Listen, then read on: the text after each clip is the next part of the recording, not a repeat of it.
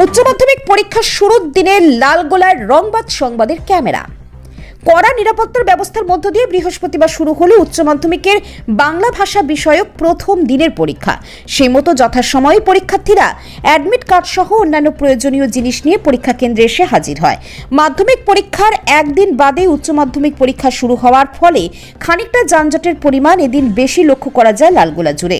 রংবাজ সংবাদের ক্যামেরা এদিন পৌঁছে যায় হোসনাবাদ হাই স্কুলের উচ্চ মাধ্যমিক পরীক্ষা কেন্দ্রে। সেখানে এবছর রাজারামপুর ও ধুলাহুড়ি উচ্চ বিদ্যালয় মিলিয়ে মোট ৩৭৩ জন পরীক্ষার্থী পরীক্ষা দিচ্ছে বলেই জানান বিদ্যালয়ের প্রধান শিক্ষক।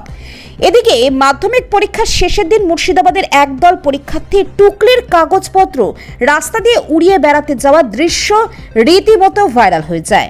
সেদিক থেকে এদিন পরীক্ষা কেন্দ্রগুলোতে নজরদারি খানিকটা বাড়ানো হয়। আগের দিন মাধ্যমিক শেষ হতে না হতেই আজকে উচ্চ মাধ্যমিক শুরু।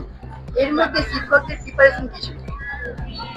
আমাদের এই সেন্টারে কোনো মাধ্যমিক সেন্টার ছিল না, ফলে আমাদের কোনো অসুবিধা হয়নি এবং আমাদের যারা শিক্ষক শিক্ষিকা আছেন তারা খুব এফিসিয়েন্ট এবং তারা দক্ষতার সঙ্গে উচ্চ মাধ্যমিকের যে সেন্টারের প্রস্তুতি তা সম্পন্ন করেছে এবং খুব সুষ্ঠুভাবে আমরা প্রথম পর্বটা আমাদের সম্পন্ন করলাম।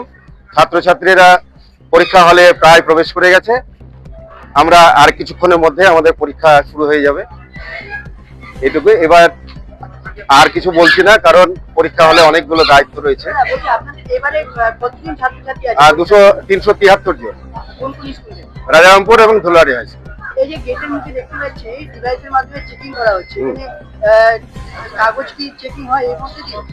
না, কাগজ হয় না, তবে ইলেকট্রনিক যে গ্যাজেট গুলো সেগুলো চেকিং হয় এবং এটা রাজ্য সরকার কাউন্সিলের নির্দেশ রয়েছে বলেই আমরা চেকিংটা করছি। আচ্ছা, মাধ্যমিকে দেখতে পেলাম অনেকেই রাস্তা দিয়ে যাচ্ছে, যখন বাড়ি ফেরার পথে নকল কুড়িয়ে নিয়ে যাচ্ছে, কাগজগুলোকে ছিঁড়ে ফেলে দিচ্ছে।